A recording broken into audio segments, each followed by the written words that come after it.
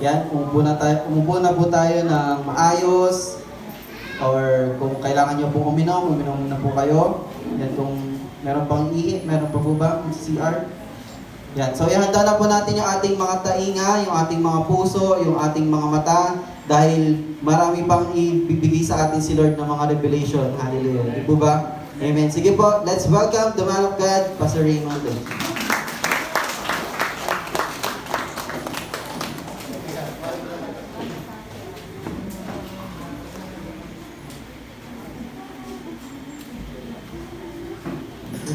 Okay, magandang umaga po sa lahat. Okay, sabihin mo sa katabi mo, nag-almusal ba tayo? May buhay ba? May buhay. Samahan po ninyo ako sa aklat ng Mateo chapter 8, verse 18 to 27. Matthew chapter 8, verse 18 to 27. Mapapakita ba siya dito?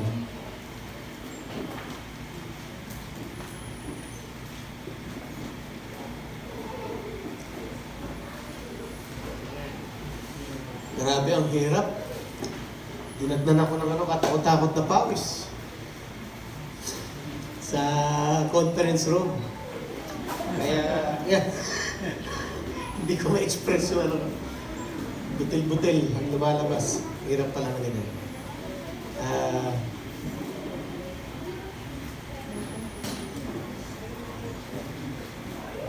Matutuloy ba po?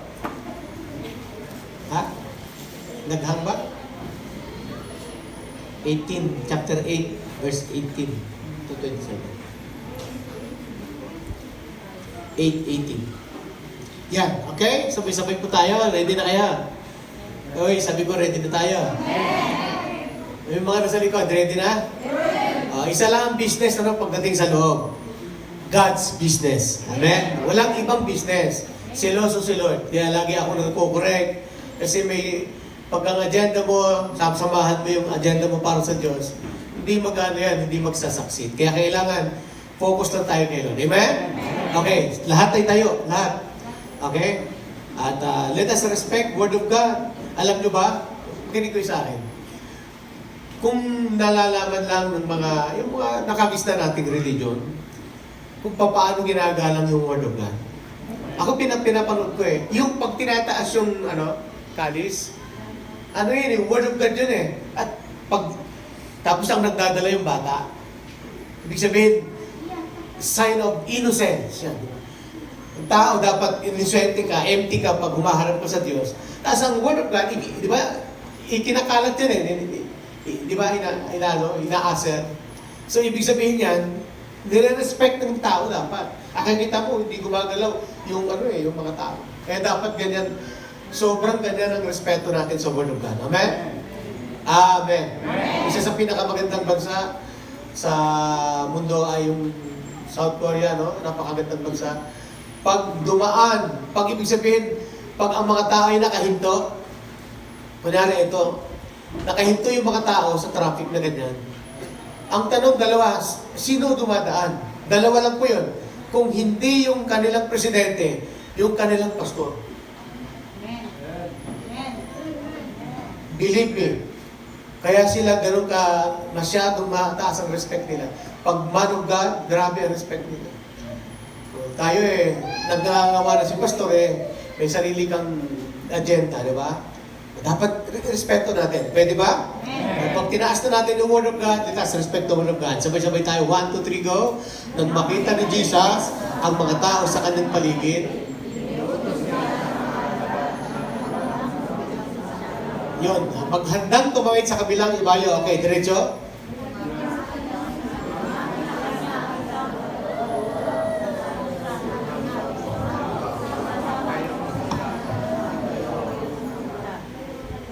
Ngunit sumagot si Jesus, may mga lungga ang mga asong gubat at may mga pugat ang mga ibon, ngunit wala man lamang matulugan ang mapagpahingahan ang anak ng tao. Okay, Day, handali. Yung mga nagbabasa ng Bible sa sarili, isara nyo na lang muna yung Bible nyo. Magkaiba ng version kaya kita mo. Nagkakasalungan. Ito na lang. So, sabi niya, may lungga, ang asong gubat, ngunit at may pugad ang mga ibon, ngunit wala man lang matulugan at mapagpahingahan ng anak ng tao. Let's go! 21, isa naman sa mga alagad ay nagsabi sa kanya, Panginoon, maaari ko bang umuwi? Muna ako upang ipalibing ko ang aking ama. Diretso. Maglingkod ka sa akin at ipabaya ko sa mga patay ang paglilibing ng kanilang mga patay. Sumakay si Jesus sa bangka kasama ng kanyang mga alagad. Habang sila'y naglalayag sa lawa, si Jesus ay natutulog.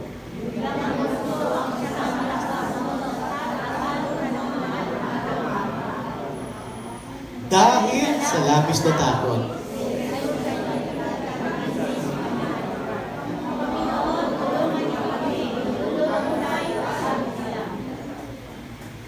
ngunit sinabi niya sa kanila, bakit kayo natatakot? Napakaliit naman ang inyong pananampalataya. Siya, pinitigil ang hangin at ang mga alon. Umuti ang panahon. Namangha silang lahat at sinabi, ano kayang uri ng tao ito? Maging ang hangin at ang lawa ay sumunod sa kanya. Yan na is 27, ano? Diyos po ang magpala ng kanyang salita. Father God, we bless you today again. Itinataas namin yung aming puso na tatanggap ng iyong salita. This word is our bread. Ito yung tinapay ng buhay. Ito ang maghahatid sa amin ng inspirasyon, kalakasan, instruction, correction. Hayaan mo lahat ng salungat na kaisipan ay magpakumbaba sa harapan ng salita mo, Panginoon. Kasama ang iyong lingkod, ibinababa ko ang aking sarili sa walang kapos na kakayahan. Pero ang walang katapusang karunungan na sa iyo magpakailanman. Salamat, Holy Spirit. Gabayan niyo kami in Jesus' name. Amen. Palakpakan natin si Jesus. Okay. Kaya mo mag-take note po? Mag-humabol ng buwan? Kasi hindi mo laging ginagawa sila sa ngayon. Okay, let's go. Baba, makaupo na po tayo. Ano ngayon? June 30. Okay. Happy last Sunday of the month of June. Yan, ang bilis. Ilang panahon lang. 6 na buwan natin. 6 na buwan na agad nakalipas. Hindi tayo nainip. At tayo po ay nasa loob na ng 1 taong tingkad sa lugar na ito. For July, first week of July. Naalala nyo, last week of July, nagkaroon tayo ng inauguration sa lugar na ito. July 6 yata, yun ano. At July 6, birthday ni Chief. Siyempre, huwag nyo kakalimutan yan. At July 8, birthday ni Pastor. Kaya, good news. Lunes at Sabado, kaya wala akong gawain. Yan. July 13 ay meron pong conference, revival conference na gaganapin po sa JCTD, sa Church po ni Pastor Sid, kasama ang kabuuan ng Hagunoy Movement. At yung may mga ticket, yan. Sabado po ito, kaya kung wala ho kayong ticket, pwede ho kayong magtanong kay Ate Amy, may ticket po tayo dyan. Okay, so whole day affair, tapos sa July 2. Kailan ng July 2? Sa Martes na po yan, ay, yan.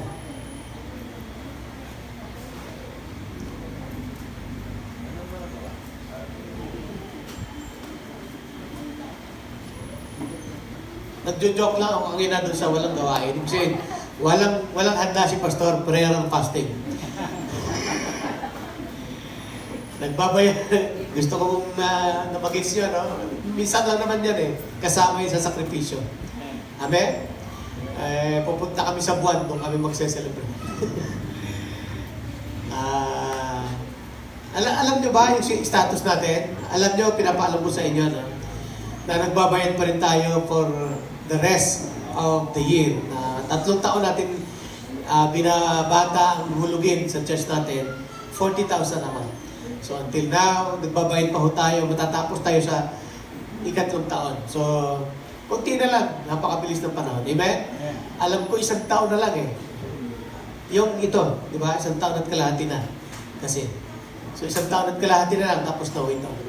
So, kanya, kung may mga time na hindi kami kumikibo para sa mga gawain, ay pinaprioritize namin yung para sa pagsusubi, para sa bayarin natin dito.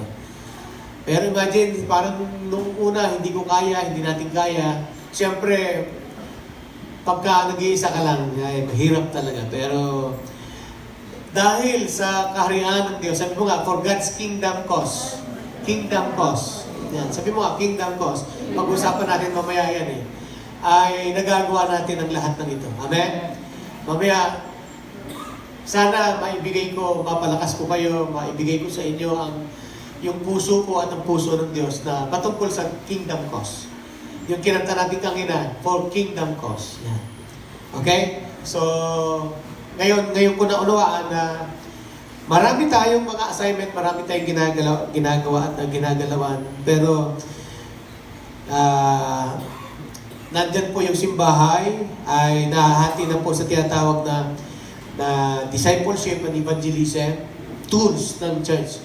So, last week, itong week na to, nagpupursu tayo na lahat ay mag-evangelize. Bring your kamag-anak, friends. At ano yung unang mission field mo? Pamilya mo.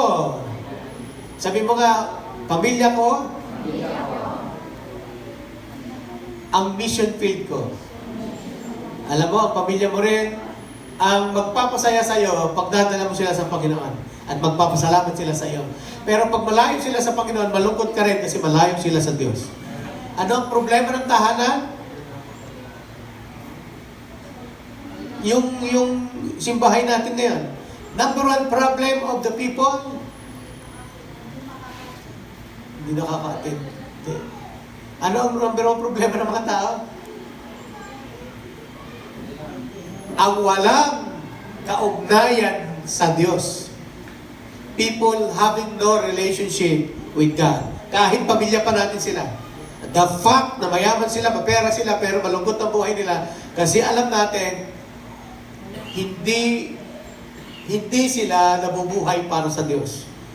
And at the end of the day, biglang may nangyayari na wala, na ganitong ganyan, nagkaka-harvest tayo, pero minsan di natin alam yung family natin na harvest ng kaaway, namatay sa aksidente, whatever, etc. ng sakit. Kasi nga, wala tayong ginawa. Buti na lang, may simbahay na pag-aralan natin si Queen Esther. Sabi nga ng kanyang tiyuhin, malay mo, kaya ka nilagay ni Lord. Pero nanalo siya sa beauty pageant. Sino nanalo? Sino ang kalaban? Yung talagang asawa, si Basti, at marami pang magaganda sa lugar na yan. Pero siya ang napili. Doon pala may beauty pageant na rin. Pero ito ang maganda. Sabi niya, for such a times like this, kaya ka nilagay ni Lord bilang beauty queen kasi ililigtas mo ang buhay ng marami. Amen. Yung kanyang kababayan. Kaya, hindi aksidente, nandiyan ka sa family mo, niligtas ka ni Lord, pero hindi gusto ni Lord na nag-iisa ka dyan. Para ang pamilya mo ay makakilala din sa Diyos. Dalhin mo sila sa simbahay. Sino ang mag-i-invite next week? Yan. At nanahimik na sa kalalitan. Amen? Oo. Kahit aso, kahit pusa. Yung aso nila at Sister Babes, malapit na born again. Nakikinig na siya ngayon. Excited siya. Kiwag-kiwag doon sa gitna. Ayun. Kaya dati hindi yan nakikipag-fellowship sa amin. Oo, di ba last time? Nagtatago lang sa likod. Pero ngayon, very familiar. Nahalik-halikan pa kami. Okay, so sa Tuesday, kailangan namin ng support para sa dito po gaganapin po ang meeting ng kabuuan ng LFCI Pastors Ministers. Sa pamumuno ng inyong lingkod at magpapakain po tayo ng 35 to 40 katao na pastors. So all around the globe. Siya nga pala, nakapost yung video ni Pastor Ted, ni Bishop Ted kahapon with Bishop saka LFCI Seattle, yung ating main church ngayon sa Amerika. Panoorin niyo po. Ang ganda ho ng... ako hindi ko pa napanood talaga kasi tama-tama naman yung ating kapatid kahapon. ay nag-invite yung asawa. Naalala niyo si Pastora Marita na kinikwento ko. Dinalaw namin ni Ate Jo sa premiere. Ang sakit ng asawa niya ay... Ang sakit niya? Psoriasis. Liver cirrhosis. Cirrhosis yan. Napakadelikadong sakit. Pero 2 beses siya na-confine, nabalik-balik doon. Pero kahapon, isa tayo sa ginamit nila para ipag-pray siya at nagkaroon ng miracle. Proxy lang. Ginawa lang ni Lord John para malapit siya sa Panginoon. Ngayon, 2 linggo na siya na umaatin sa church. Palakpakan natin ang Panginoon. Kung tawagin ko siya kumpare. Sa Tuesday, sasama siya rito. Si Brother Mel. Yung kanyang kapatid, kumpare ko. Si Paring Rico. Ayan. Kaya naman naging kumpare ko siya dahil sa motor. Yung unang motor ko na SIM, na jet, ay sa kanya ko binili. Kaya patay na pala yung kumpare ko, siya na ngayon ang kumpare ko. Malaking pamilya sa Kapalangan. At kahapon, naghanda sila, birthday niya, 62 years ng celebration. At alam niyo kung bakit ganun kaseryoso, ang seryoso sa cirrhosis. Pwede siyang mamatay nung time na yun. Kasi yung kasama ni Ate Eme, ilang araw lang, namatay ka agad. Siya talagang miracle happen talaga pagka may plano ang Panginoon. Kasi sa lahat ng family niya, lahat umaattend. Ang asawa nga niya, naging pastoro pa. Pero ngayon ay umaattend na siya, 2 weeks na siya sa church. Amen? Kaya gusto mo bang makakilala ka kay Lord? Hintayin mo pa bang magkaroon ka ng liver cirrhosis? Naalala ko kasi nung ina-announce ko dito yun, nakikinig pala siya. Okay, so yan ang paraan ni Lord minsan. Minsan may sakit tayo. Doon ka palang magsiseryoso. Okay, dito ako magsisimula. Sa Tuesday ka pala, kailangan ko ng support. Kaya kung available kayo, magluluto, magsasaing, magsisibak ng kahoy, mag-iihaw, yan. Kailangan ko namin ng makakasama dito. Sino pwede? Sino available? Yung walang masyadong ginagawa, yan, galing ni Nanay Tonya. Laging available, yan. Yung may mga trabaho, okay lang. Pero kung pwedeng umabsent, why not, diba? Lagi namang voluntarism yung ginagawa natin sa church. Masaya ito. Kasi nga, nire-represent natin ang kabuuan ng LFCI. Okay.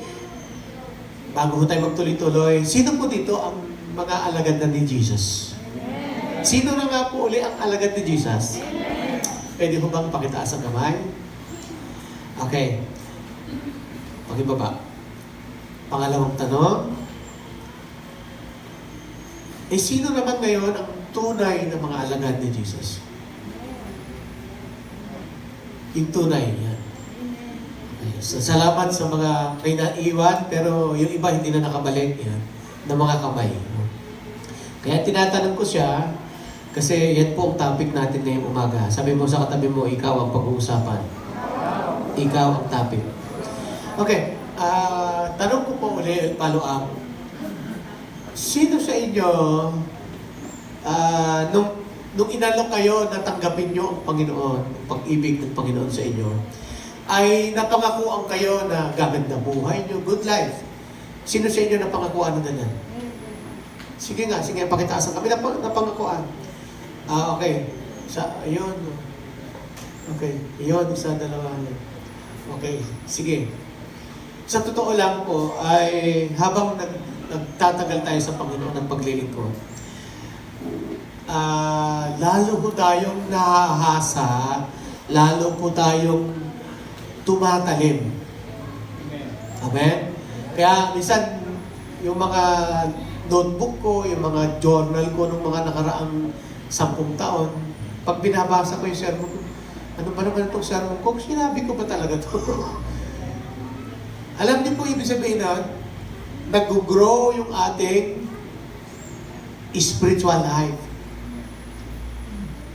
Iba na yung sinasabi, iba na yung kaisipan mo noon, at iba yung kaisipan ko ngayon, sa ginagawa ko noon at sa ginagawa ko ngayon. Kasi, nag-grow tayo. Amen? Tanong ko po sa inyo, pinangakuan ba talaga tayo ng magandang buhay ni Jesus? Okay, kaya pinapaano ko sa inyo. Pero dito po sa ating binabasa ngayong umaga, God promise is eternal life. Actually, hindi siya nag-promise ng good life. Parang sinasabing walang magiging hirap. Ano? Yun. Ang problema sa isang alagad na pinangakuan ng maganda, tapos hindi natupad, ano ang tendency? Ano ang pwedeng mangyari? Magtatampo, madi-discourage, at mag-walk out. Sa katotohanan, yan po ang problema ng Christian community, yung mga taong pinangakuan pero hindi natupad, hindi nangyari, nalagay sa kanilang kaisipan, bogus o kaya ay scam. Sino sa inyo na scam? Online, face-to-face. Naalala ko tuloy. Yung may mga scam ngayon na papupuntahin ka sa mall, kinikwento ni Tony, anong premise yung bibigyan kayo ng nanalo ka ng ganito, raffle. Family first. Nabogus pala si Tony. Nag-taxi pa sila papuntang Mega Mall. Pagdating doon, kailangan ka palang bumili ng mga kasirola, tsaka mga kaldero, tsaka mga gripo-gripo at kung ano-ano. Sa totoo lang, technique lang pala nila yun para ma-caught yung attention mo. Ang nakakalungkot sa Christianity ay nakapasok yung ganyang mga estilo, no? Kahit ang inyong lingkod ay, di ba? Dahil nga may magandang buhay naman talaga. Pero hindi po totoo na ang paglilingkod sa Panginoon magdudulot ng magandang buhay. Ayaman na.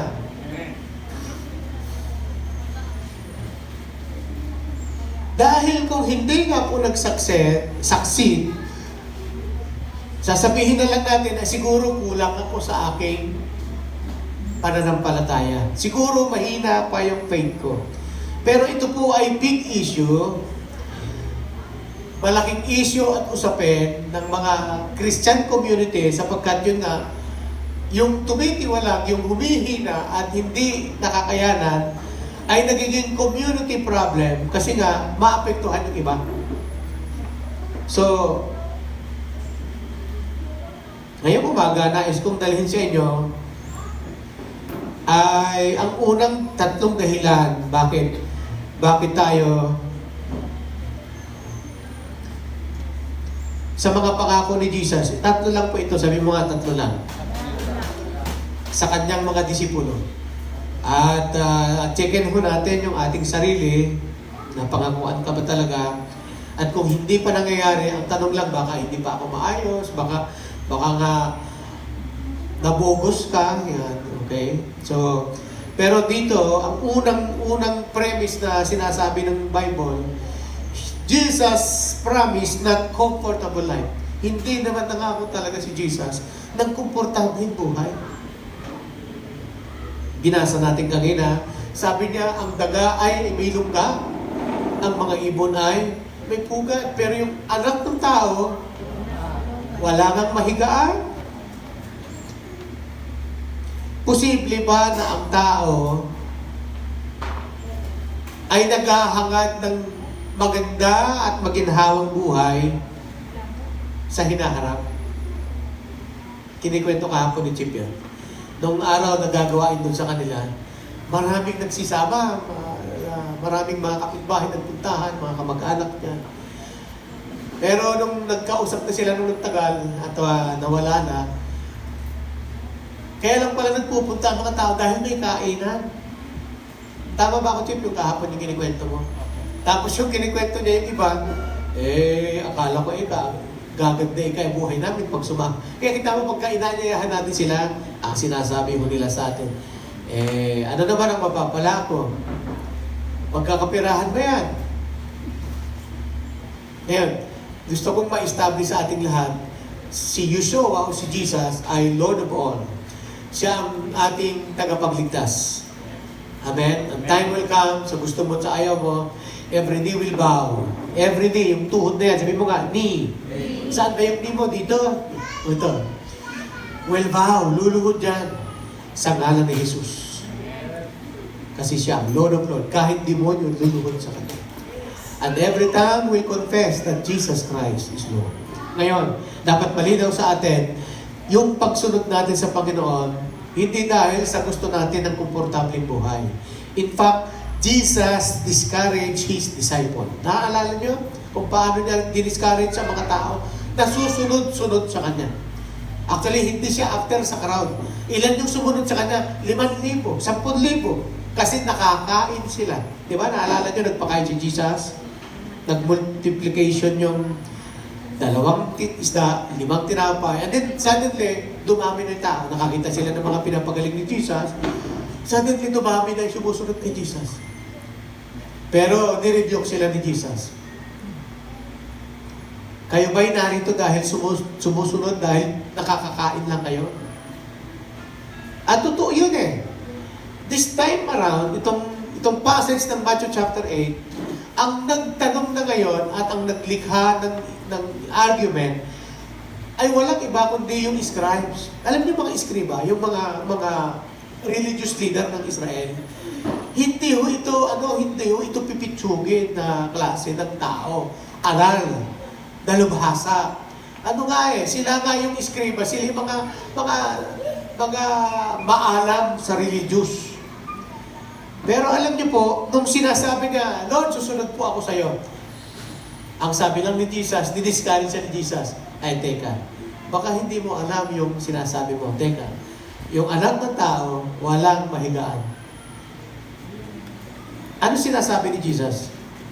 Sabi niya, no one can encourage you. Jesus said, I have nothing for you. Di niya alam ang pinapasukan niya, kaya pwede niyang iwanan ang pinasok niya after na makuha yung ginusto niya, pero hindi nakuha yung tinatawag na good life. Jesus was concerned for the good life alone. Para bang pag naglingkod ka sa Diyos, good life lang. Parang ganun lang. Hindi po ganyan ang presentation ni Jesus. Actually, hindi iniwan niya yung crowd. Naalala niyo yung tumawid siya sa dagat? Ito yun eh. Iniiwan niya yung crowd. Ang daming tao dito, pero iniiwan niya. At hindi siya natatakot na maiwanan ng crowd. Alam niyo kung bakit? Meron siyang prioridad na tututukan. Alam mo kung sino yun? Yung kanyang mga talagang alagad. Sino yung tinututukan? Sabihin mo dyan sa kalabitin mo yung kalawa mo. Sino yung dapat tutukan? Alagad lang. Kaya see to it na alagad ang kasama natin. Yung crowd, habang may nakakain, ang crowd, habang mayroon silang nakukuha, natutuwa sila, pero ang alagad, yan ang tinututukan. Kahit sa church, ang tinututukan natin yung mga alagad. Kaya ang tanong ko kanina, alagad ba ang lahat ng nandito ay alagad? Kasi ang alagad, tsaka yung crowd, ang crowd, fans club. Pag umulan, hindi attend. Ang alagad, rain or shine, wag lang mabiyak ang lupa. Basa at wala, nandyan. Meron pa bang alagad? Parang namali ka tayo pa sa... Tanong ko, meron pa bang alagad? Kagina, daming alagad eh. Yan, okay. Siguro makikita pa natin mamaya kung sino talagang alagad.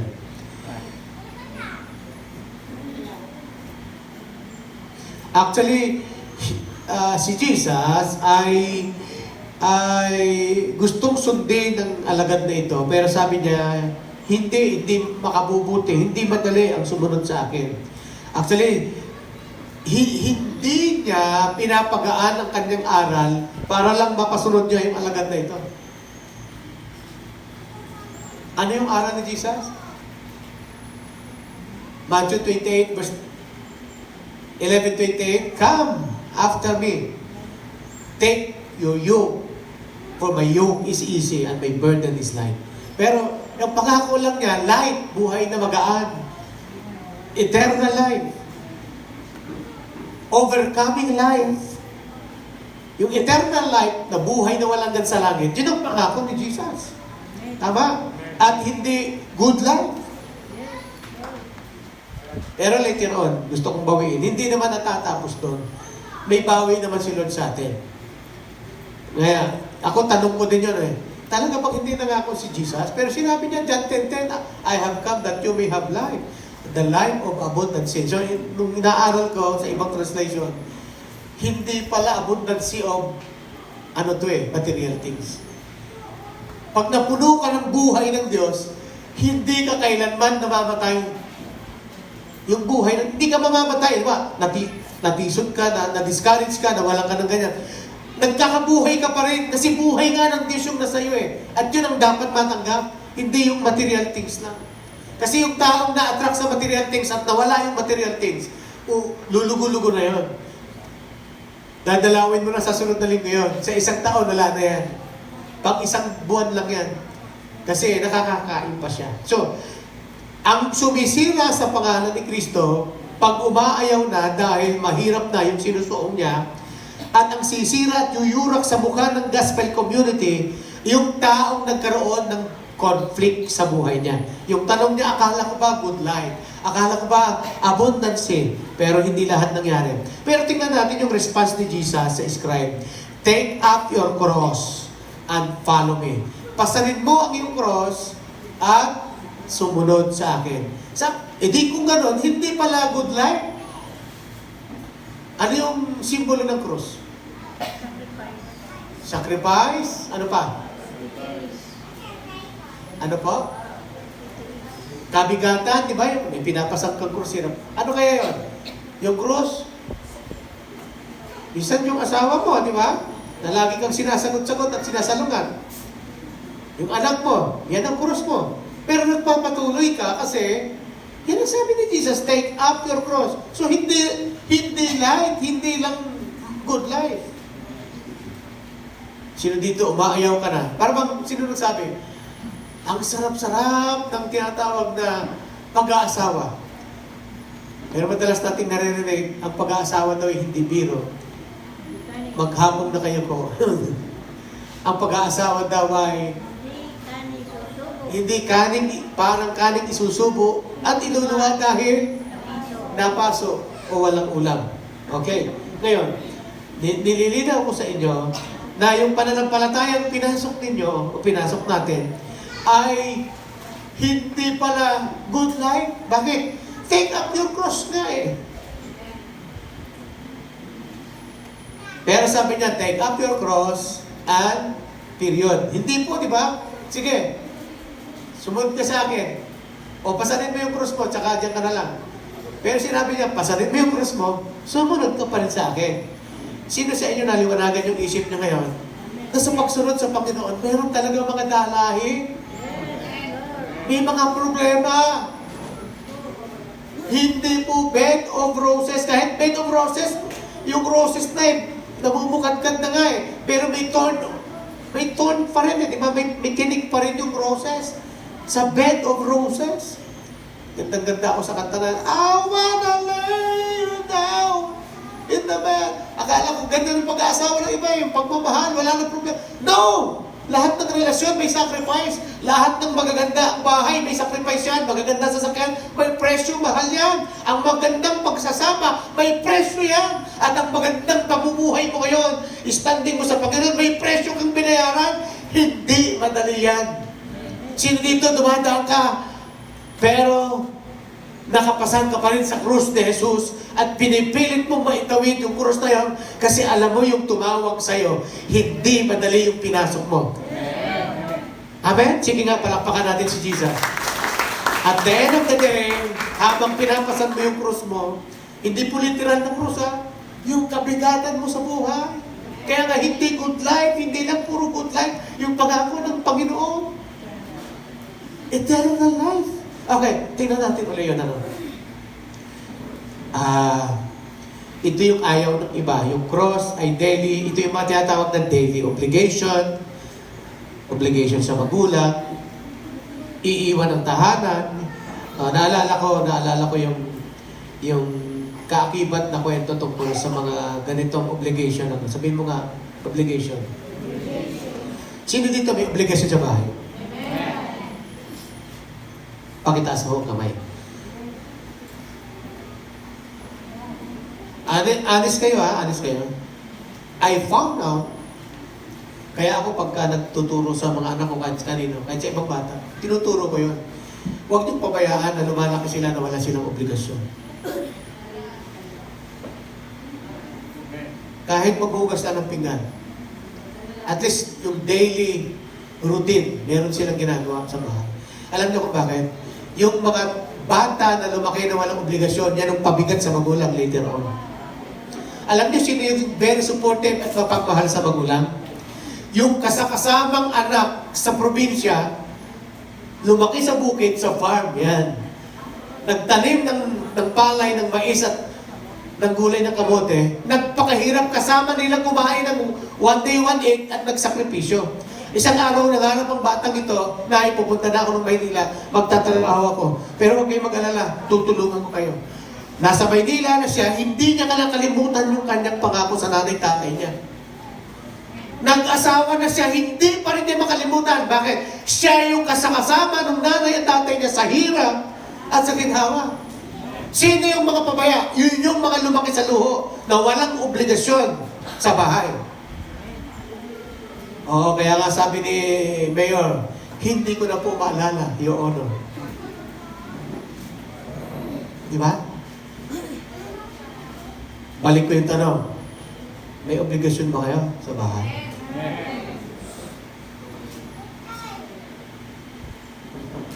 Pabigat sa magulang, yung walang obligasyon na ano. Yung magsara lang ng pinto, hindi magawa. Yung isara lang ilaw, hindi pa magawa.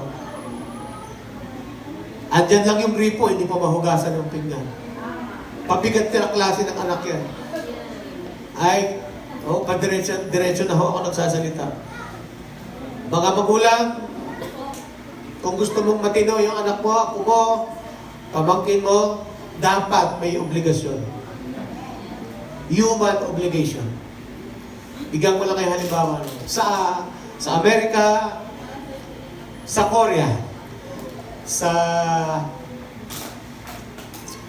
England, yan. Sa England ay meron silang tinatawag ng government obligation, yung tinatawag na moral obligation.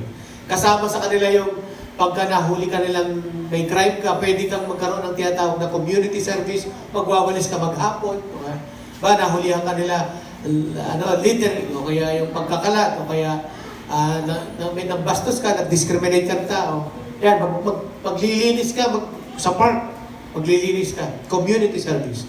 So part sa kanila, ang pinakamataas na tinatawag na human obligation, magsiserve ang lahat ng lalaki sa government. Papasok kayo lahat sa militar. Kaya, si Prince William at si Prince Charles, tama ba ako, Ate Jo? Hari, yan. Yung kambal yan, di ba? Magkapatid. Magkapatid.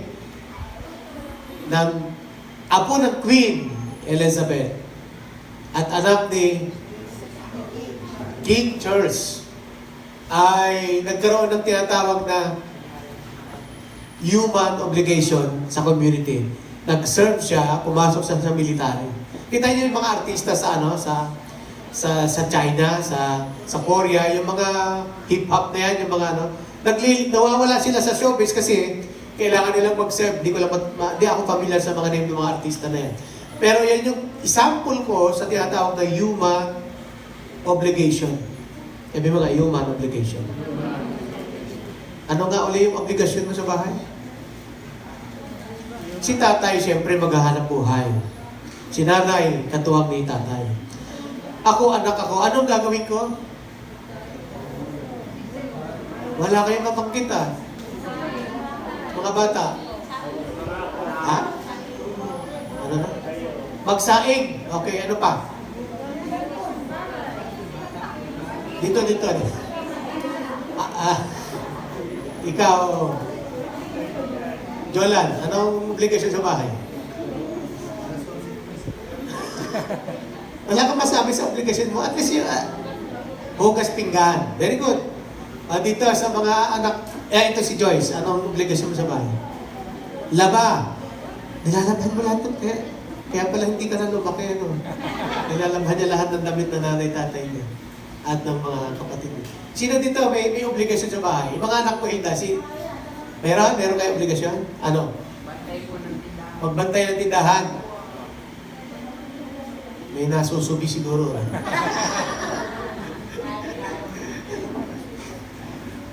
At least bata pa lang natitrain na siya, no? At yun yung mga inchik kasi ito si Gilda eh. Inchik yung tatay niya. Kaya sanay sila. Na yung mga moral obligation. Meron bang bata dito na walang obligasyon? Yung pagkapanganak pa lang andun na kagad may yaya na siya. Yan. Tapos hinahatnan na siya kagad, hatid sundo sa school, pinapakain. Napaka-bless naman ang buhay. Ano? Pero yung sinasabi ko ganito, yung human obligation at the moral obligation ay nagiging sagabal sa isang alagad na to, na sabi niya, gusto ko na magsumunod sa iyo, kaya lang, sabi niya, meron patay sa amin at ang tatay ko'y patay. Papalibing ko lang muna. Pwedeng maging excuse sa pagsunod mo sa Panginoon at dahil dyan, nagkakaroon ng tinatawag na collide o kaya tinatawag na conflict. Tingin kay Pastor. Ano paliwanag ni Jesus? Sa patay. Hayaan maglibing ang patay sa kapwa patay. Ano ibig sabihin nun? Patay na nga yun, makakapaglibing ba yun? Ano ibig sabihin? Yun. Patay sa spiritual. Hayaan mo yung mga patay sa spiritual, ilibing nila yung mga namatay din sa spiritual. In the first place, yung inaaral ko yan, hindi totoo na patay yung tatay niya. Ano tawag doon? Excuse. Sumunod siya, excuse. Hindi totoo patay tayo niya. Bakit? The fact na nandoon siya sa cell group ni Jesus Discipleship. Bakit? Kung totoong patay, wala siya doon. Tama? Gumagawa lang siya ng excuse. Pero ganun pa man, yung highest form of obligation, sabi ni Jesus, hindi dapat mas mataas sa obligation ng isang alagad. Wow, si Chip lang nakakuha. Ulit, nakuha niyo? The highest form of obligation is no greater than serving the King of Kings and Lord of Lords. Hindi dapat yan mas mataas. Ang mas mataas yung pagsunod pa rin sa Diyos.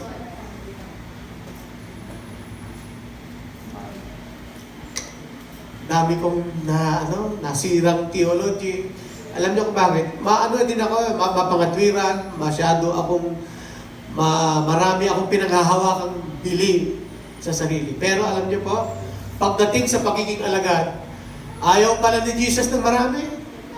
Actually, yung papasok sa langit, sabi natin nung nakaraan, konti lang. Sa 10, 5 lang ang nakapasok. Diba? Sa Matthew 25. Sa panahon ni Lot, ilan ang naligtas? 3 lang. Yung asawa, namatay pa eh. No, diba? Sa panahon ni Noe, gano'n, diba? Tama po ba ako? Ang maliligtas, sabi ng New Testament, remnant, yung maiiwan lang, yung mananatiling tapat hanggang wakas, sabi ni Matthew chapter 24. O ngayon, ano ang nagko-conflict sa isang alagad? Kadalasan yung tinatawag na human obligation.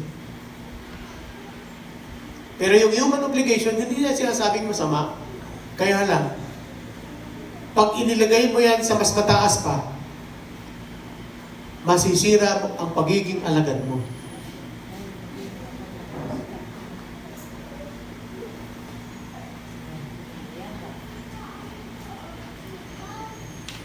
Meron pa bang alagad na natitira? Pangalawa, ano yung una kang ina? para magawa natin yung pinapagawa ni Jesus. Ang una, number one, ay Jesus promised, not promise, comfortable life. Sa mga promise ni Jesus. Hindi siya nangako ng maganda, good life, o komportabling buhay. Pangalawa, Jesus prioritize kingdom cause. Kingdom cause. Ano ang priority ni Jesus? God's cause or kingdom cause. Ano, pastor, ang ibig sabihin ng God's cause at kingdom cause? Meron ba rito makakapagpaliwanag ng kingdom cause?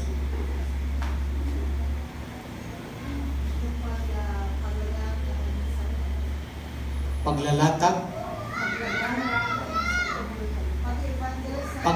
pagdadala ng ebanghelyo ng kaharian sa lupa. Yung God's cause, yung kabuuan ng kaharian ng Diyos sa lupa ay hindi dapat pinapantayan. Actually, yan ang mensahe ni John the Baptist nung dumating siya prior to the coming of Jesus. Sino si John the Baptist? Siya yung nag-prepare ng daan at nagpakilala kay Jesus as a Messiah. Tingin kayo sa akin, mahalaga to.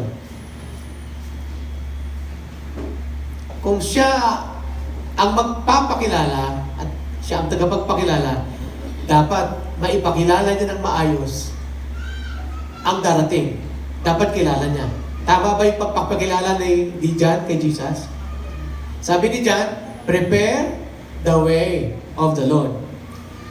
Pero bago niya sinabing prepare the way of the Lord, may sinabi siyang word. Ano yun? Repent. Ano daw sinabi? Repent. One more time, say it again. Repent. Ano ibig sabihin ng repentance o repent? Ha? Pagsisisi. Ano ibig sabihin ng pagsisisi? Pagtalikod. Okay, para ipaliwanag ko ng diretso na tayo. The word pent is penthouse. The word prefix re is again. So penthouse, the highest form, level in the house. Penthouse. So pag sinabing penthouse, yan ang pinaka-highest form of thinking. Sabi ng repentance, sabi ni John, bumalik kayo sa mataas na kaisipan nyo. Na ang pinakamataas ay ang Diyos. Nagigis nyo? Kaya repent. Balik kayo ulit sa Diyos. Prepare. Sabi, ihanda nyo ngayon ang daanan ng Panginoon. Tama ba ang pagpapakilala ni Jesus? Ay, ni John? Of course. Kasi ginamit yung word na repent. Hindi iyakan yung repent. Pagbabago ng kaisipan at pagbabalik sa mataas na kaisipan ng konsepto. Ano yung kaisipang konsepto? Na ang priority ng Diyos ay hindi kayang saklawan ng priority ng tao. Sino nakakuha nito?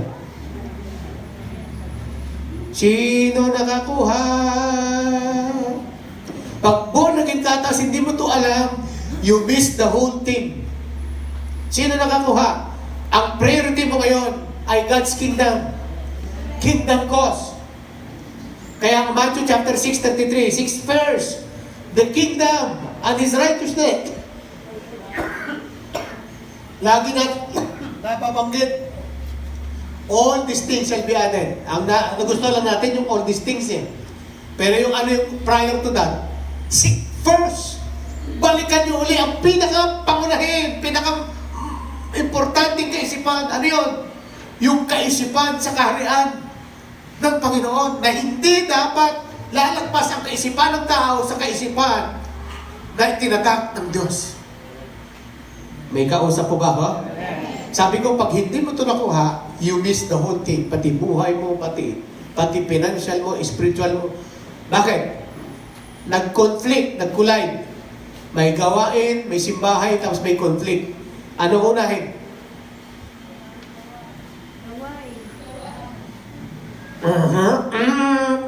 Sabi nga, diba? Naintindihan ba talaga natin? Terms of giving.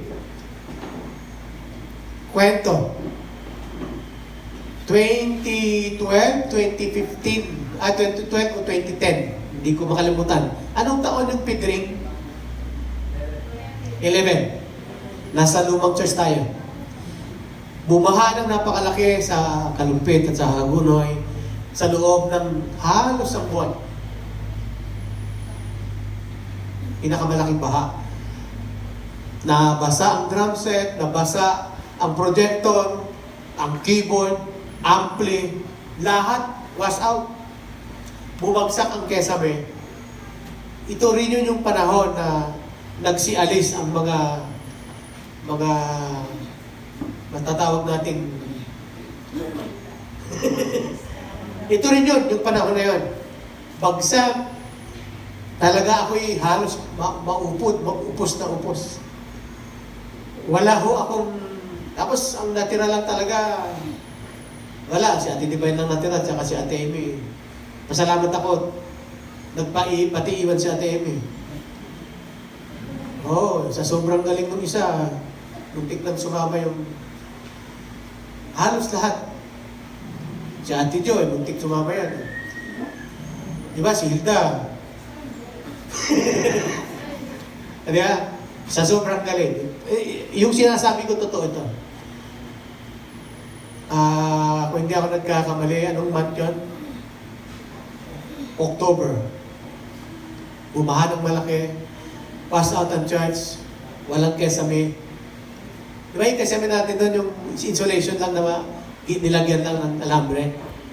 Tapos marami lang kurtina. Bumagsak ko yun. So, wala. Talagang devastated ang church. Nagpupunta ako sa church, ang daming sawa, mga ahas, kung saan. As walang gamit. So, lugmok na lugmok yung spiritual ko. Siyempre, wala namang pondo. Naubos nga eh. Naubos nila eh. Negative doon. Nung umalis na sila, yung treasurer, pastor, sabi niya, negative 5 tayo. 5. Negative. Pero nung sila nagpatakbo noon, basta may pondo tayo malaki-laki. Almost 100. Nag-anniversary pa tayo noon eh, sa Minyas. Kaya 100,000. So, negative, walang pera. Tapos, enrollment ng anak ko, si Joy. Si Joy pa lang magkakalis noon. Ang sweldo ko lang ay so and so. More or less. Ang sweldo ko more or less. Hindi. At least, mabubuhay ako. Pero yung pangpamilya, hindi. Pero, alam ko may konti akong naitabi. Ano ang unang mong pipiliin? Enrollment, kingdom, cause. Siyempre, pastor ka, hindi ako nag-atubili. Yung pag-enroll ng anak ko, nilagay ko doon. Actually, si Kuya Mar pa gumawa nun eh. Kuya Mar, ando doon pa siya, nagpatiiwan siya nun eh. Siya gumawa nun. Siguro mga 2 linggo namin ginagawa. Pero walang gamit, wala lahat. After niya, binigyan ako ni Chip ng laptop eh. Tama ba? Pinadala ako ng laptop ni Chip galing sa Piuma. Ganda, pinakamagandang laptop. Nasa nasira na. Nanakaw kasi yung laptop ko noon. Pagkatapos nun, mag-enroll na si Joy. Eto na. Kung mag-enroll na siya, yung kukunting na itabi na gasto sa church, ito gusto kong makita nyo. Wala kaming kakayahan na ipa-enroll siya. Wala naman akong kinakausap. Wala naman akong hinihingan. Kahit si Ate Divine, walang kaalam-alam. Kasi nag-aaral din yung mga anak niya. Pero alam niyo po, enrollment na. May pinatawag ako ng isang kapatiran. Hindi po taga rito. Hindi taga rito sa church. Tinawag niya ako sa bahay niya. Kaharap siya at Amy. Hindi ko alam kung sino ang mga kaharap na tayo. Nasabi niya, hindi niya, pinangako niya lang. Parang gano'n. Pinangako niya sa sarili na bibigyan niya ako ng pang-enroll ng anak. So, pasikret. Alam mo yung mga pasikret. Ayaw pa alam dun sa asawa. So, nauna siyang magbigay. So, nung nagbigay sa ganyan, pa-secret, pa-ilalim. Sige na, tanggapin mo na, parang ganyan. At nakakagulat kasi siya namang dating ng asawa galing sa taas. At may dala ding sobre. Gusto mo, ito na yung Panginoon ng anak ko. Di, siyempre nakita niya na binibigay ng asawa niya, nagbigay na siya. Siya ang tinignan ko ngayon. Parang sinasabi ko, paano to? Nagkadalawa. Sige, dalawa. Kaya mo na. Tanggapin mo na yan. So, tuwa siya na nagbigay yung asawa niya, pero nakapagbigay na siya. Nadoble pa. At ang balak ka namin nag-BPC lang, i-enroll si Joy, BPC. Kaya bayad na yung first semester, pati ang second semester, mababayaran na. Kasi dalawa kasi lang nagbigay na ang mag-asawa. Na iniisip ko, na nilagay ko sa kingdom, dito sa church, ay hindi siya makakapag-enroll. Si Ate Amy, parisay, hindi ka parisay na naman. Hindi pa. Pero lahat ng ito, because of kingdom cause o God's cause. Pag inuuna mo si Lord, hindi ka ipapahiya, pababayaan ni Lord. Nakapagtapos ng pag-aaral ng mga anak ko,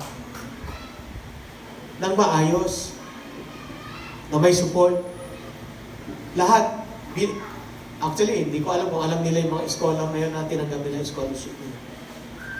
Hindi ka pababayaan ni Lord hanggang sa kalulihan. Pag inuuna mo yung kanya. Pero hindi niya pinangako ang masaganang buhay lang, kundi yung maayos at hindi ka pababayaan. Satisfied life. Amen? Amen. Hindi lang abundant life, kundi satisfied life. Pag inuna mo, dahil mas mataas yan, yung God's cause kaysa human obligation. Balikan natin uli, lesson. May reunion. Conflict uli Sunday. Ano unahin?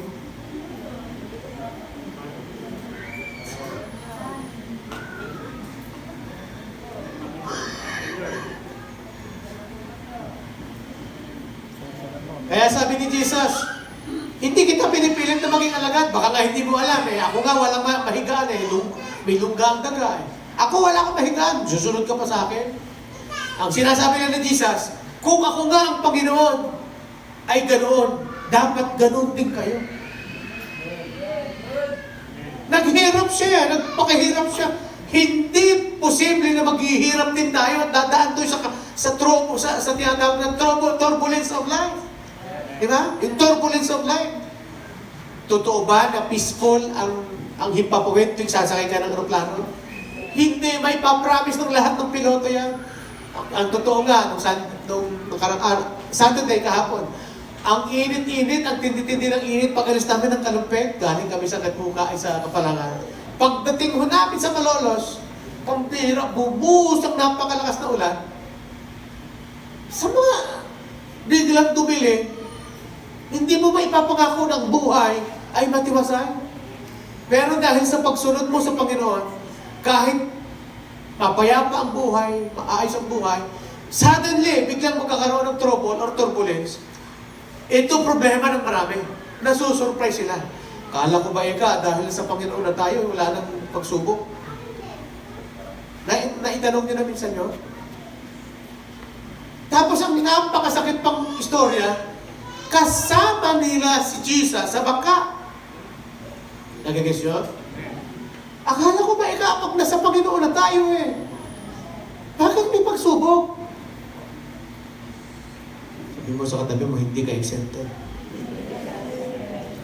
Kaya may problema yung gospel na natanggap natin na nakalagay mo puro saya. May problema. Pag dumating sa panahon na may pagsubok na, ayaw na yan. Yung mga hindi lumaki sa hirap, yun yung mabilis umaayaw. Kaya, di ba? Yung panahon natin ngayon, natuklasan na mas marami naghihiwalay ngayon kaysa ng panahon ng mga 70s and 80s. Alam niyo kung bakit? Yung panahon natin ngayon, ito yung panahon na madaling makakuha ng girlfriend.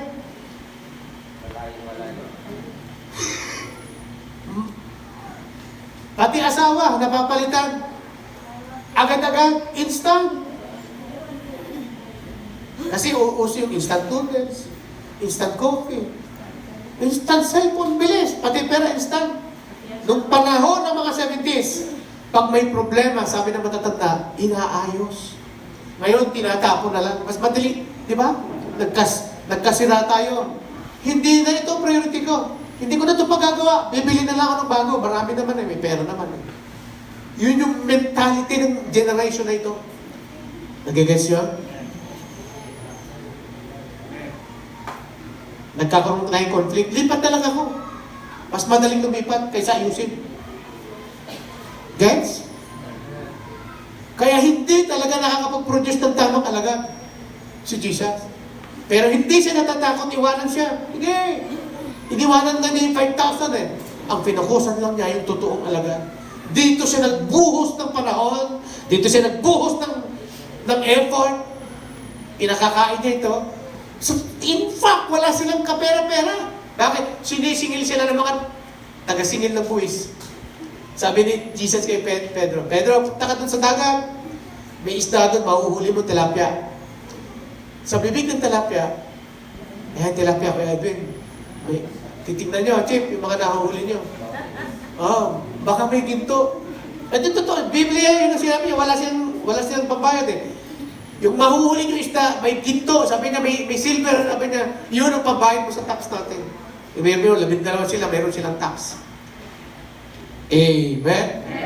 Amen? Hindi nangako si Jesus ng good life, pero ang ipinangako niya, eternal life. Sabi mo nga, eternal life. In heaven. Kaya ang sabi ni Jesus, let us prioritize God's cause. Amen? Sabi na sa verse 21, yan, balikan natin verse 21, pauwiin at ipalibing, pero he was asking time to live. Sabi niya, Lord, uwi lang muna ako. So, ibig sabihin, humihingi siya ng extra time. Mas mataas dapat ang turing sa anumang human obligation according to the culture of Israel. Noong araw na ganito, ang culture dapat i-respect. Pero sinabi ni Jesus, hindi dapat nagkukulay, hindi dapat nagkakaroon ng conflict. Dapat pagdating sa ganyang sitwasyon, ang God's cause o God's kingdom cause, ay mas mataas sa anumang human obligation. And everybody said, mas mataas sa anniversary, sa birthday, sa ano pa, sa death, di ba? Patay yun eh, obligation yun, na dapat ipalibing. Pero sabi niya, mas mataas dyan. Marami na akong karanasan, marami na sa atin na nagkaroon ng karanasan na nagtaya ng kanyang future sa Panginoon. Studies, family, marriages, finances. But ito po ang resulta. Kahit sa kalitliitang peso o piso, hindi tayo pinagkukulang ni Lord. Nasubukan mo na bang magtaya? Sa God's cause? When you pursue God's cause, it was conflict, but later I understand the highest and understanding is you go back to the mindset of the kingdom cause. Amen? Pag nag-collide uli, nag-conflict uli, ano ang gagawin? Prioritize God's kingdom cause. Ang pangatlo at panghuli, eternal life, overcoming life. Yan. Ano yung pinangako ni Jesus? Una, hindi good life. Pangalawa? Ano yung pangalawa? God's cause. Yan. Yan. Ang pangatlo, eternal life. Eternal. Yan ang pinangako ni Jesus. Tama? Hindi lang magandang buhay, pero eternal life. Mahabang buhay. Sino gusto ng mahabang buhay? Maganda, maintindihan mo na sumusunod ka sa Panginoon. May ang buhay na maganda, ang buhay na perfect sa langit. Hindi dito. Pero hindi naman nagpapabaya si Lord. Kasi kahit ang church na ito patotoo, nandyan yung katapatan ni Lord sa bawat yugto ng ating buhay. May problema. Halos mamatay-matay tayo sa problema eh. Pero tandaan mo natin, hindi natutulog si Lord. Priority niya ang kingdom cause. Kaya sabi nung kinakanta natin, ano yung bridge ng kinakanta natin ng Hosanna? Break my heart.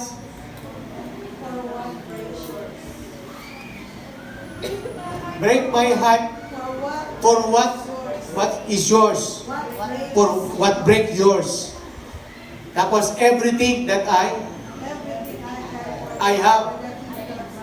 Everything I am for your kingdom cause. Sino dito kumakanta niyan? Alam mo na ngayon, naintindihan mo na? Naintindihan mo na yung kingdom cause? Oy, kung alam mo yan, palakpakan mo, Panginoon. Break my heart for what break yours. Everything I am for your kingdom's cause. Kaya, kakainin mo na lang for kingdom cause. Hindi tayo napahiya at hindi tayo pinahiya ni Lord for kingdom's cause. Sabi ni Pablo, makailang ulit akong hinagupit, inilagay sa basket at sa lubid. Nagpalutang-lutang ng 48 oras sa karagatan. Nahubaran. Bukod pa doon, iniisip ko pa ang mga kapwa ko Hudyo na nagiging pasakit sa akin dahil akala ko siya'y totoo. Fake pala. Habang ako'y nakapiit ng maraming beses, iniisip ko ang kanilang kalalagayan. For the sake of God's kingdom. Amen? Amen? Kaya, eto ang mga alagad na hanggang sa mamatay, yan ang tunay na mga alagad para kay Kristo. Lahat ng umattend ng simbahay, ano yung last portion na sinabi ni Queen Esther? Sabi niya, patawag niyo lahat ng mga Hudyo, bata't matanda, magdamit kayo ng sako, magpasting kayo kasama ko, pati yung mga alalay ko, magpapasting tayo sa loob ng 3 araw, 3 gabi. Walang titikim ng tubig at pagkain. At pupunta ako sa hari kahit bawal. At ang sabi niya, na kahit sa ikamatay ko, if I die, then I die. Iyan yung kingdom cause. And may question again, sino na ngayon yung alagad dito? Na-try mo na bang pag-usapan ka ng mga tao dahil sa utang mo, sa integrity mo, naikalat ka na, pero naglilingkod ka pa rin hanggang ngayon? Na-try naman natin na hindi tayo kumakain, pumupunta sa church, nag-aaral yung mga anak natin, hindi kumakain. Na-try naman natin yan. For God's kingdom.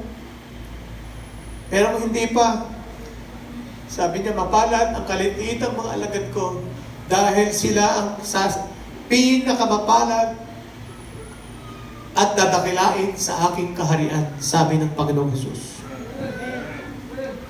Kaya sabi niya, mapalad kayong inaalimura dahil sa aking kingdom cause pa rin. Sino sa inyo na pagsabihan ng borbolin sa ulo? Di ba? Alang-alang sa paglilingkod natin sa Panginoon. Pwede ba tayong lahat ay tumayo? Palampakan na ho natin si Jesus. Pwede ba? Paki-correct lang yan. Ha? Ang pangako ni Jesus ay pangalawa, okay, i-correct na natin pa. Bigay mo ito kay Joseph. Pakilagay mo kay Joseph. Pakilagay mo ito para ba tayo.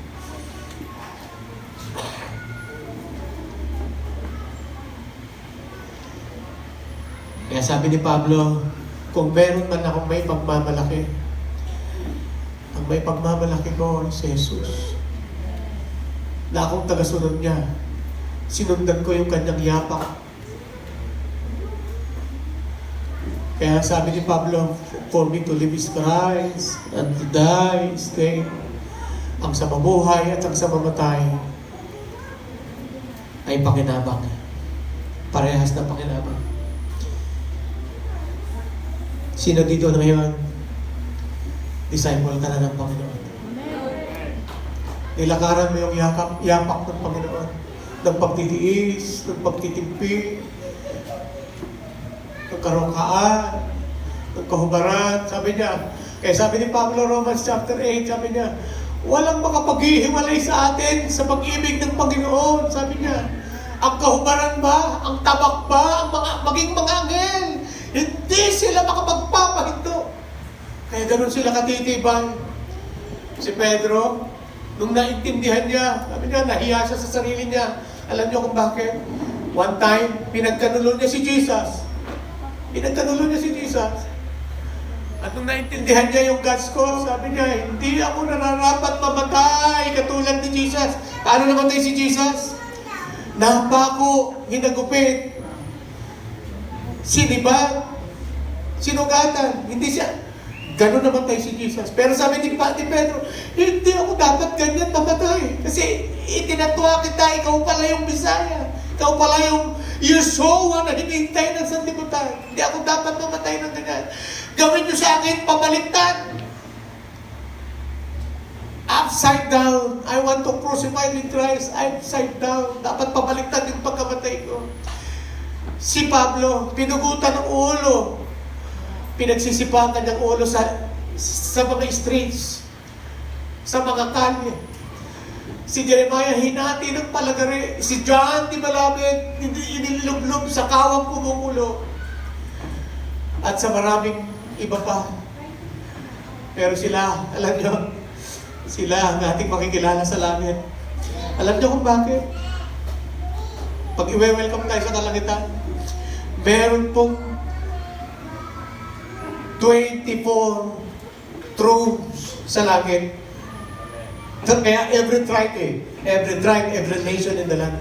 Sa langit, meron pong 24 throne o buwan, trono. Yung 12 doon sa kabila, sa gitna po ang God the Father, ang God the Son, God the Holy Spirit. Tapos, sa kaliwa po noon, may 12 din throne, yung trono na yun. Alam mo kung sino nakalagay doon? The 12 tribes of Israel, saka the 12 disciples of Jesus. Sabi niya, sino bang nagkakahiya sa akin sa lupa, ikakahiya ko rin sa mga anghel ko sa langit. Kaya sabi niya, ang unang parurusahan sa Revelation 21 verse 7 and 8, sabi niya, sino? Yung duwag. Duwag na ipakilala si Jesus. Duwag na ipag-anyaya si Jesus. Kaya yung 12 tribes, hindi siya ikakahiya. Ibubunyi, ipapakilala sa buong kalangitan. At kasama ka doon, nabibigyan ng reward.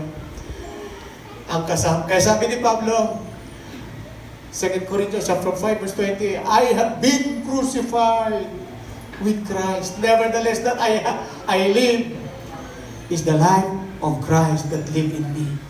Hindi na ako ang nabubuhay sa akin, kundi ang Kristong pinaglilingkuran ko.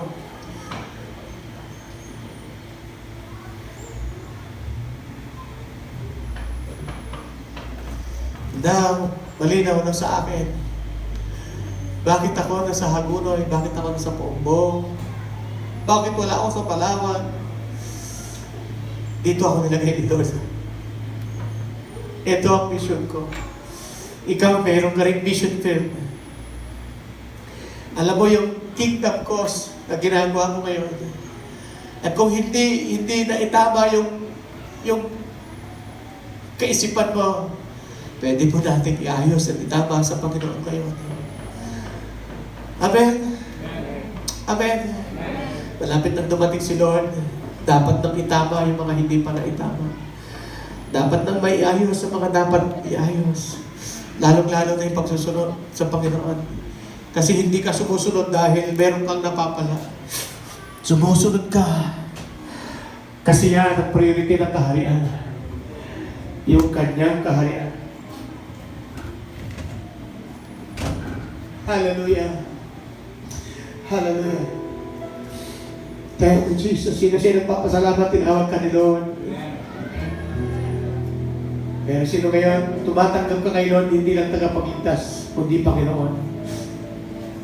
Sino dito, tinanggap mo na si Jesus bilang Lord and Savior? Last and final question, are you willing to live and die for Jesus? Baka hindi mo natin naiintindihan. Ulitin ko ulit. Are you willing to live and sacrifice everything for God's kingdom cause? Break my heart as yours.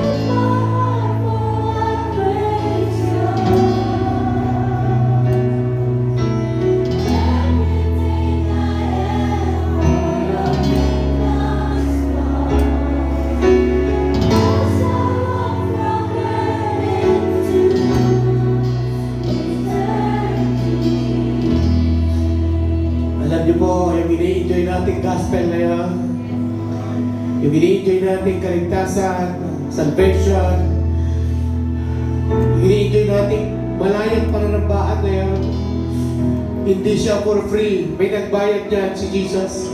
Hindi siya free. May namatay dyan. Kaya minsan nahihiya ako sa Panginoon. Yung wala akong sakripisyong naibuhos sa kingdom ko, kung mapapatay ako na walang mananatiling wala. Sinilin ako ng Panginoon. Wala akong maikukwento sa Panginoon. Oh Lord, break my heart as yours.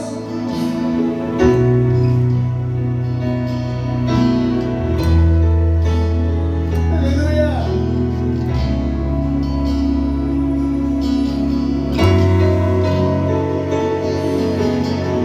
Habang namumusap sa atin ang Panginoon, totoo ka na ba talagang alagaan? Baka may agam-agam pa. Baka katulad mo rin yung iskriba.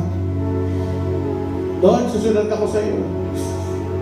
Pero kung walang ulan, susunod ako sa iyo. Pero ilibig ko muna yung aking mga gusto ni Lord.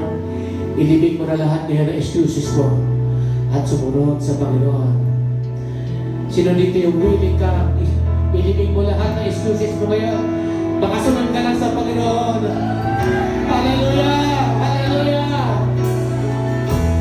Hallelujah!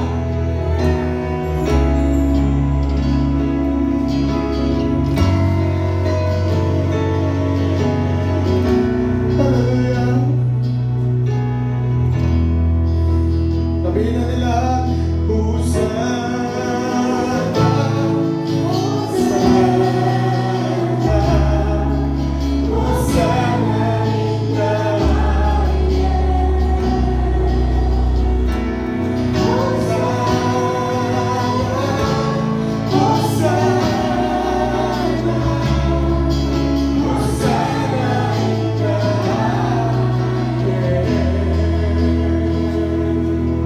Pwede ba last, yung praise na ito, kantahin natin ulit. Habang tinutusok ng Panginoon, ang Panginoon ng mga sundalo sa krus. Alam niyo yung mas matinding sakit na naramdaman ng Panginoon. Hindi man siya natutusok ngayon, pero dahil sa mga pagtalikod natin sa Kanya, pagtalikod natin sa kingdom cause, nasasaktan pa rin natin ang Panginoon. And I feel sorry to that, Lord. Pwede ba may tinabila? Hallelujah. Break my heart.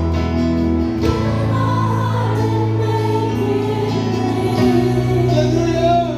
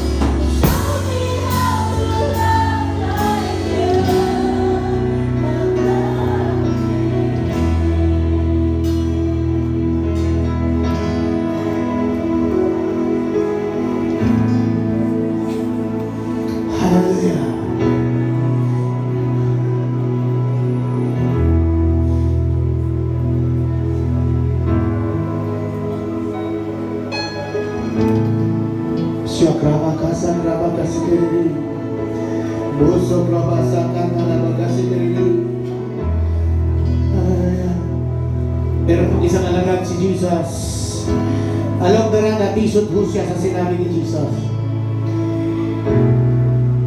Alam niyo po kung ano yung kinatisod niya? Ang sabi ng alagad nito, Lord, ano po ba ang dapat kong gawin para magkamit ng buhay na walang hanggan at ng kalangitan? Sabi ng Panginoon, ibigin mo ang Panginoon mong Diyos, ng puso at mong kaluluwa at mong lakas. At sumunod sa akin. Sabi ng mamang ito, Lord, ginawa ko na po yan, wala pa pagkabata. Hindi nagkaroon ng discernment si Lord. Sabi niya, o sige, kung nagawa mo na yan, ibenta mo ang lahat ng iyong ari-arian at sumunod sa akin. Sabi ng Biblia, nadisod ang taong ito dahil siya hindi lang mayaman, ubod ng yaman. Ipinamibinta sa kanya ng Panginoon.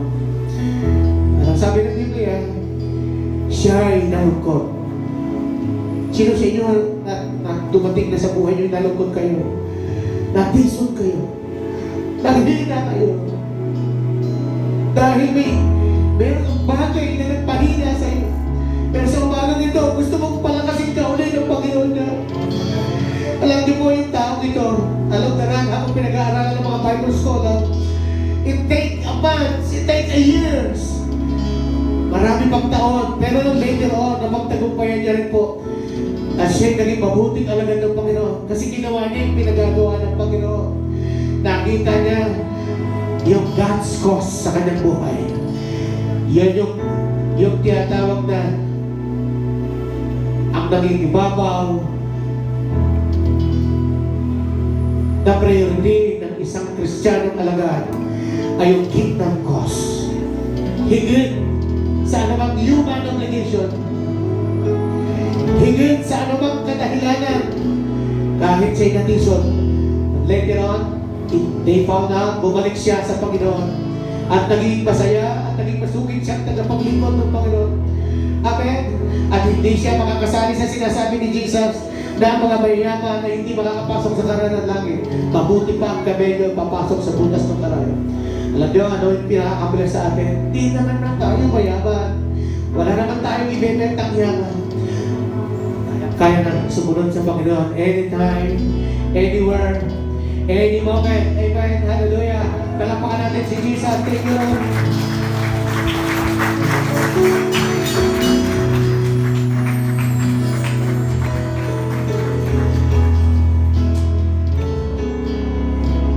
Sino dito? Magpapatuloy ang pagiging tagasunod mo ng Panginoon. In spite of sickness, in spite of kalungkutan, what may?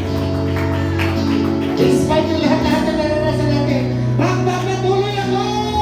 Hallelujah! With my heart.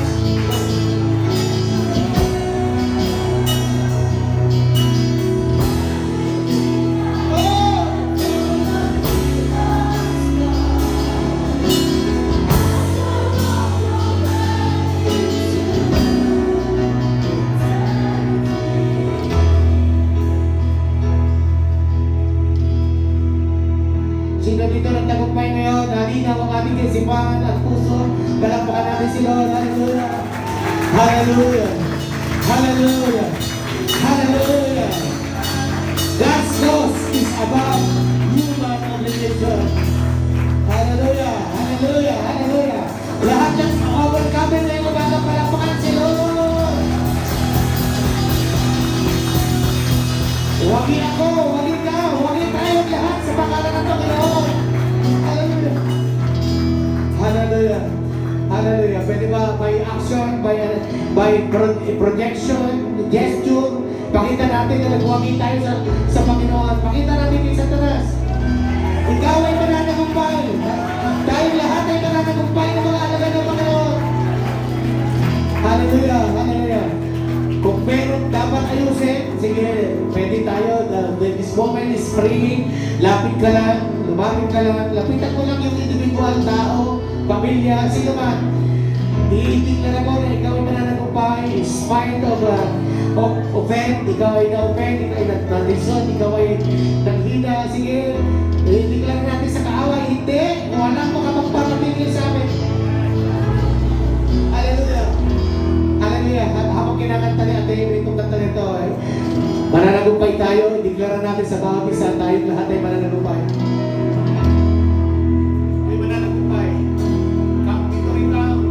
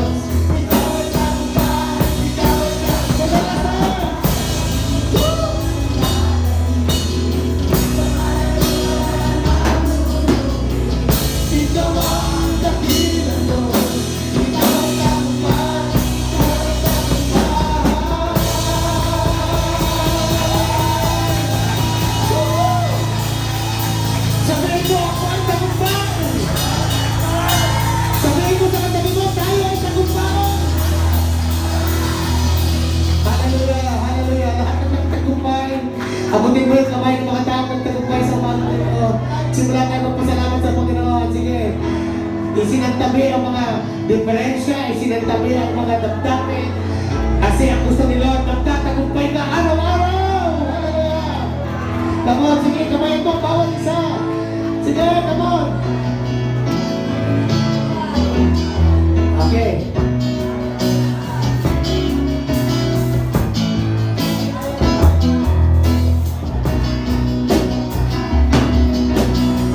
Sabihin mo, walang makakapanayin sa'yo. Hallelujah. Tayo magtatagumpay. Hallelujah. Walang manghihina. Yakapin mo siya. Walang hindi magtatagumpay.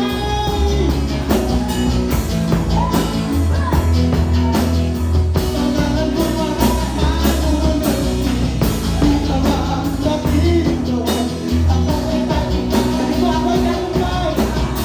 Pag-ibig ko wala kang dadating. Pangalan mo makakapanayin. Ikaw ang sabihin ko. Ako ay tagumpay. Ako ay tagumpay. Pag-ibig ko wala kang dadating. Pangalan mo wala kang panunod. Ikaw ang sabihin ko. Ako ay tagumpay.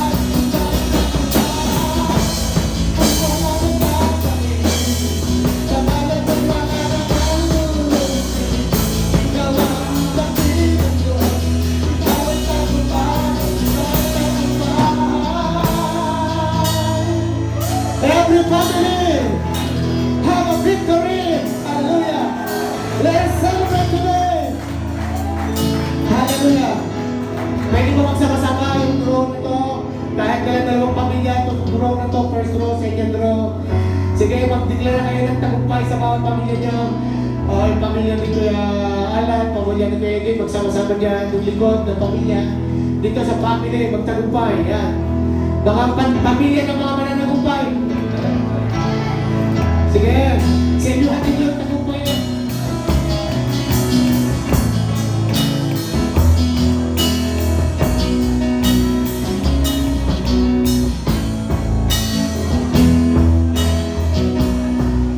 Hallelujah. Sige, mag-pray tayo sa isa't isa. Yung patuloy na tagumpay sa inyo natin yung sa pangalan ng Panginoon.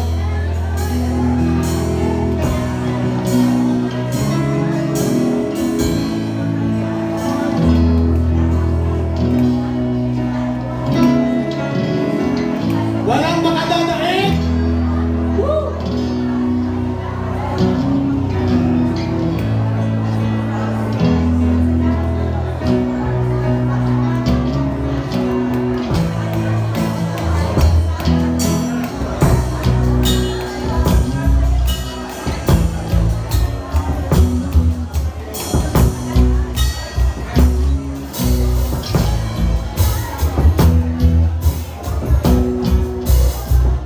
Sige, kung alam niyo nagtagumpay na yung panagpunan niyo Diyos!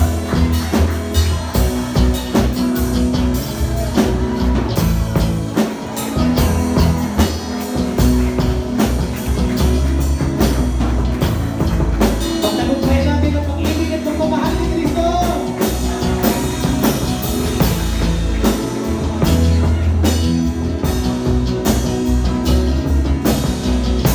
Ikaw wala nang dadaig.